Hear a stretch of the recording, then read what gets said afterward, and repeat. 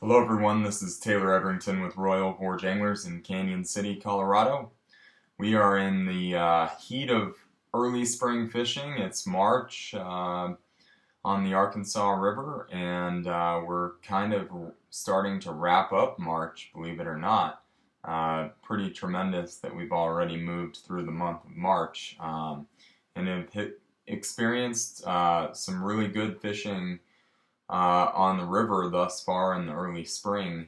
Obviously, early spring fishing means a lot of ups and downs. You know, you've got a lot of variation in water temperature and temperature swings, which affect bug activity, as well as correlating trout feeding. You know, basically what we've seen in the last 10 days is a lot more steady conditions and really an upturn in blue-winged olive life cycle activity, which is typical for the third, and fourth week of March. We typically see heavy blue-winged olive activity start up, and this next 10 days looks to be overcast, a little bit cooler.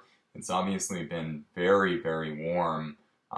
Some of the warmest temperatures in 50 years here in southern and south central Colorado, in the mid 80s, 80 degrees, just unbelievable temperatures for March. So what we're going to do is here in the next 10 days, it looks like based on the forecast, we're going to come kind of back to normal temperatures, mid 60s, some overcast, some light drizzle. Very typical late March, early April conditions. And we expect that to affect the blue-winged olive activity in an extremely positive manner. We should see a huge upturn in BWO hatch activity. We'll see, obviously, fish more willing to look up with overcast conditions and a little bit cooler, and better productivity throughout the day. Still really nice overnight lows in the 30s and 40s, so we're not getting cold. I expect for late March and early April here upcoming to be just fantastic on the Arkansas. A little report on snowpack. We've in the last 50 days burned a tremendous amount of early snowpack that had accumulated. We had a lot of heavy snow early in the season in December, January. February was one of the driest months in the last 50 years in our area, and March has to date been extremely dry as we can remember. It looks like we're going to get a little precipitation here in late March, hopefully, but as of now, the snowpack reports have us below average on snowpack. We do take some other things into consideration, namely the main snowfields, Brumley and Fremont, are still over average, and looking at our import water at Ivanhoe in the Independence Pass area and the Fry Arc Exchange, Ivanhoe is rather large as well. So I think we're going to be right around average, and depending on what we get precipitation wise here in the next couple weeks will determine a lot of what we have in overall snowpack as far as runoff is concerned in May. We've got essentially 2 tremendous months in front of us. Typically we're not going to see runoff start until at least mid to even late May. So April, obviously one of the tremendous months on the river with heavy caddis activity. We're already starting to see some caddis activity. Now these are not the Mother's Day caddis, or correctly the tax day caddis, the Brachycentrus occidentalis, but rather they are a free-swimming caddis, a Rhacophylla caddis, which is hatching sporadically on the river. So you will see some caddis on the river along with the mayfly activity. Right now we're still focusing on, you know, nymphing heavily and then making a transition into emerger fishing within the mayfly life cycle, as well as fishing adults when, you know, the time is necessary, when you see fish up in pockets. And, you know, typically what we've seen thus far is pockets of fish feeding on the surface, and then, you know, heavy emergent you know, activity and fish really heavily focusing on the emerger. And that's simply because it's been bright and sunny. Those BWOs are still hatching, but fish just aren't as willing to look up and commit to adults. So as we kind of see weather come back to normal for spring and a little bit more cloud cover and maybe hopefully, you know, precipitation, you know, those light drizzle days are the very, very best days for blue-winged olive activity, and for an angler especially, because you get that cover. So hopefully that's coming, and we're looking forward to some tremendous hatch activity there. But like I said, focusing on nymphing, and then also you know, making transitions to emerger rigs, as well as we're really starting to fish quite a few streamers, just because fish are kind of triggering to that emergent activity. And the rainbow trout population is spawning in the river, so fish are fairly territorial and aggressive feeders at this point.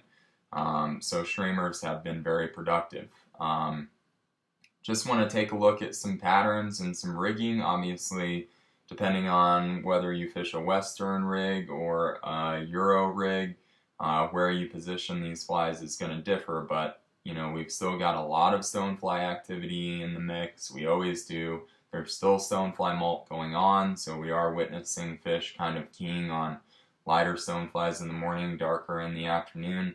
Like I said, a lot of caddis activity within the larva stage, but we are fishing that free-swimming caddis larva in a pupa, the emerger, as well as adults, and we're catching fish on larger free-swimming caddis adults at this point in time, and even throwing a dry dropper with, you know, something like a free-swimming caddis adult up top and dropping a BWO emerger, a BWO nymph, something like that, and doing relatively well in certain areas.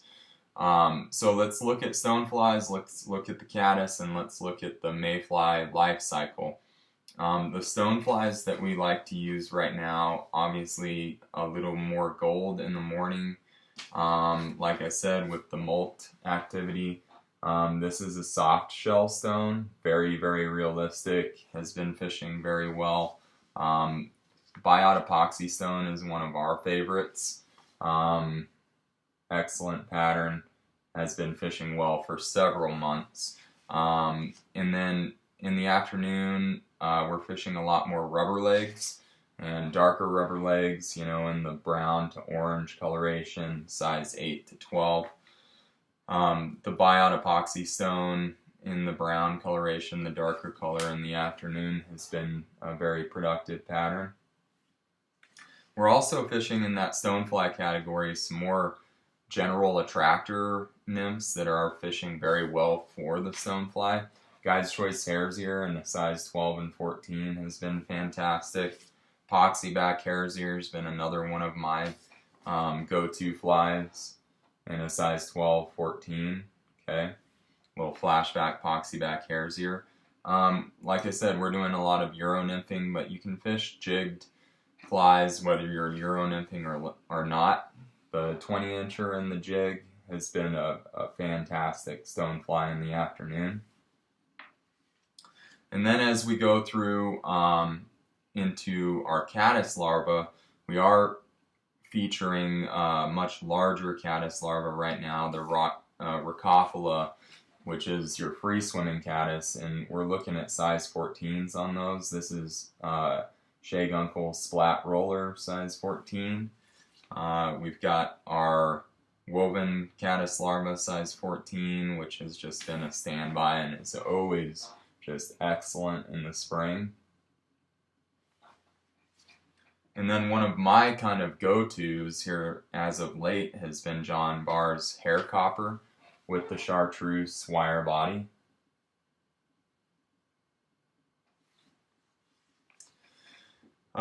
In your BWO nymph category, your blue-winged olive mayfly nymph category, fishing a lot of purple right now. Size 18 and 20. This is Shea Gunkel's shot glass purple. Okay. Also, just a killer, and Shea's flies are just unbelievable right now. In the mayfly category, his radiation betas in the peacock coloration. And then one of our standbys is the crystal hunchback. Just fishes really well in the spring mayfly hatch. Here's the crystal hunchback, size 18 and 20. Then, like I said, in the emergent stage, we do have some Rhacophylla free-swimming caddis hatching, and so we are looking at those caddis pupa. And again, this is not the tax day Brachycentrus hatch. This is a free-swimming caddis that we're seeing hatch, and heavily in certain areas. So we're fishing larger caddis pupa in the size 14-16 range. This is a super pupa tungsten bead. And then the hot wire caddis has been excellent for that. And you can fish these dead drifting, you can fish them on the swing. Okay. Then your BWO emerger, which can be fished in any stage of the water column. It can be fished deep, mid-water column, subsurface, in the film, or, you know, as a dry if you wanted to dress it. CDC loopwing. It's one of our favorites here, size 18 and 20. Soft tackle emerger has been one that stood out here in the last 4 or 5 days. And then Larry Kingery's iceberg betas is just purely a standby fly. Fishes very, very well. Okay. And then, like I said, our adults. And real quickly, just want to touch base on your free-swimming caddis adult. These are going to be larger bodied caddis, 14s and 16s, but typically a little bit larger profile. I've been fishing a lot of skating patterns. The Screaming Banshee, size 14, with that olive body, has been a really strong producer for that free-swimming caddis. And then also the midget caddis is one of our favorites there. And like I said, you're gonna sporadically see these. In some pockets, you'll see them relatively heavy. And it doesn't hurt to have an egg layer pattern as well to fish in the evenings, because those caddis are coming back. And I just want to reiterate, this isn't the big caddis hatch, but we are seeing these free-swimming caddis around. Fish are eating them. They're eating them as emergers, dries, obviously in the larva stage. Your key mayfly adults, and obviously in the next few weeks, this is just going to be key. We are going to see with this upcoming weather, as long as the forecast is correct, some prolific BWO hatches in the next few weeks. This is a Mayday, Ken Morish's Mayday, size 17 and 19 on a little bit different hook. Beautiful pattern. You've got the split flag, which is one of my favorites. It's a nice dark body. It's easy to see with that flag done. Great pattern. And then Larry Kingery's Wild Turkey Betas, which just always fishes extremely well. Okay. And then, like I said, streamer activity is really kicking on. So we're always running tandem here, run something big, and kind of in that bait fish imitation is what I've seen as a good producer, especially with the spawning rainbows. So what we've tried to do is kind of that bait fish imitation up front. You've got your clone. That's one of my favorites, if not my favorite, period. Dirty Hippie. Morsh's Sculpin, which fishes, you know, just as a general great streamer. Nice, heavy, durable. As trailers, I like to stay in that olive to dark brown coloration, and we've been fishing this Pigpen Leech as a trailer, and junior mints and thin mints. This here I'm going to show you is your junior mint. Okay, and that's a jig body, so it actually moves rapidly like this behind your front fly. So a lot going on out there, folks. Just touch base quickly on flow rate. Like I said, right now snowpack is right at about average or just under that based on our readings. However, you know, basically what we're going to see, as long as anything drastic doesn't change, our water managers at BOR will most likely decrease release to about the 400 CFS to equal about 400 CFS in Bighorn Sheep Canyon. You know, typically at the Salida and Wellsville gauge, we're going to be right in that 400 category here within the next couple of weeks. Right now, we're right in the 500 category, which, you know, is just slightly higher than normal, but still in that low level. Weighting's relatively easy everywhere. We should see that come down, you know, as they've moved quite a bit of water already here this winter in the winter flow program, and here in the early spring in anticipation of runoff. So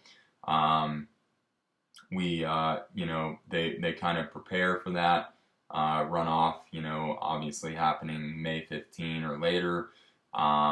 But they will try to vacate water from our upstream reservoirs in the winter and in the early spring, and then the goal is to try to bring that water, that flow rate down into the 400 category. 500 is still okay, but that 400 category for brown trout fry emergence. So I think we will probably see flow rate in the 400 CFS category for most of April, but a lot of that depends on what we see as far as precipitation here in the next few weeks. And you know, a lot of calculations go into you know, how much water they need in storage and how much they're expecting from runoff based on current snowpack. It's very complex, but general ballpark, I think, will be in the 400 range, 400 to 500 in Bighorn Sheep Canyon. Should be very conducive for great fishing here on the Ark. And so expect that to be kind of the case. If you have any questions, let us know. This report obviously covered a lot, covers your blue-winged olive, your mayfly life cycle activity, covers your, you know, stonefly activity, your even free-swimming caddis life cycle activity. Right now, we're starting to see fish move into heavier water, into more oxygenated pocket water, riffle water. Typically, we're seeing that at about 42, 43 degrees. But we've seen water temps up to 45, 46 degrees in Bighorn Sheep Canyon, and about 43, 44 from Salida up. So we're starting to see fish move into that other water. Typically in the morning, we're finding fish in deeper tailouts still. So do focus on that. But long story short, got to cover water now. Fish just aren't in those winter feeding lies. They're moving into that, you know, spring water. Let us know if you have any questions. You know, we're looking forward to a tremendous upcoming, you know, 2 months of solid fishing here in the spring. Obviously, we've got the big caddis hatch coming in April. Keep tuned in to our our reports as far as how that's progressing, but the blue-winged olive activity is where it's at right now and extremely productive. So come on down and give it a shot. If you have any questions, call us toll free, 888-994-6743, or give us a shout out via email, info@royalgorgeanglers.com.